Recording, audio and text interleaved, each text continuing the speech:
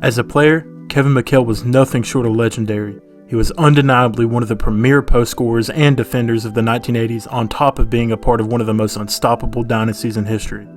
However, McHale was involved in one of the dirtiest plays ever, a play that he will never live down. This is C-Ball B-Ball, and welcome to NBA Bad Guys.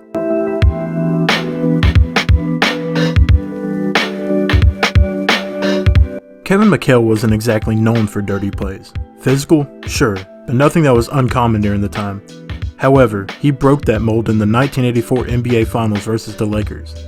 To set the stage, both the Celtics and the Lakers were the first seeds heading into the playoffs. Add that to the fact that this finals match was right in the middle of each team's dynasties, and you've created the perfect storm for a high-scoring, physical, and insanely entertaining playoff series.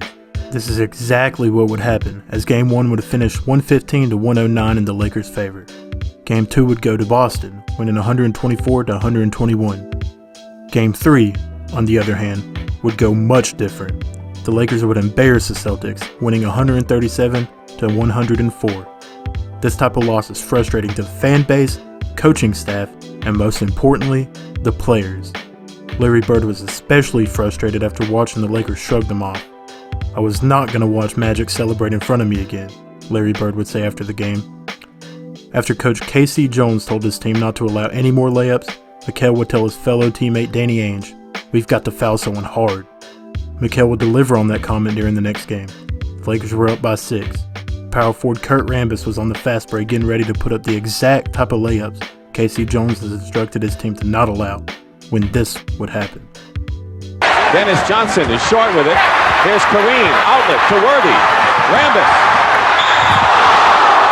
And now let's watch it. Cooper and the Celtics, and now the bench is empty. As seen in the clip, McHale would clothesline Kurt Rambis. Rambis would get up, ready to fight someone, but Larry Bird would quickly talk him down.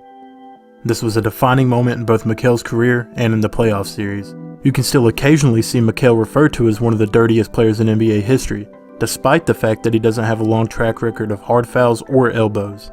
For example, you can easily find compilations of dirty plays from Rodman, Lambeer, or Karl Malone, guys commonly referred to as dirty, but if you look up Kevin McHale dirty plays, only this clip will show up. But back to the game. Because it was the 1980s, McHale would only receive a personal foul and continue to play. As the game would go on, it would become obvious that the Lakers were heavily affected by this play. The Celtics would erase the deficit and send the game into OT. Later, with 35 seconds left in the game, Magic would miss 2 important free throws, then Larry would proceed to hit a tough jumper that would end up being the winning moment for the Celtics. The game would end 129-125, then soon the series, 4-3.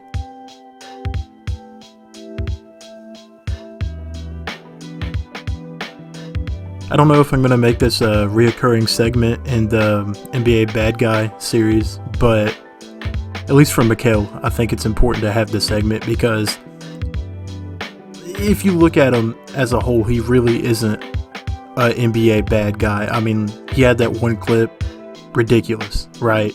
But, you know, 2 things, that's like the one moment in his career that was like super dirty that everyone talks about. And the second part, the guy on like the receiving end of that was Kurt Rambis.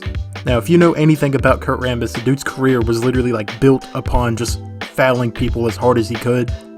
So, you know, if you had to make a list of guys in NBA history that deserve to be clotheslined, he'd probably be, you know, near the top of that list.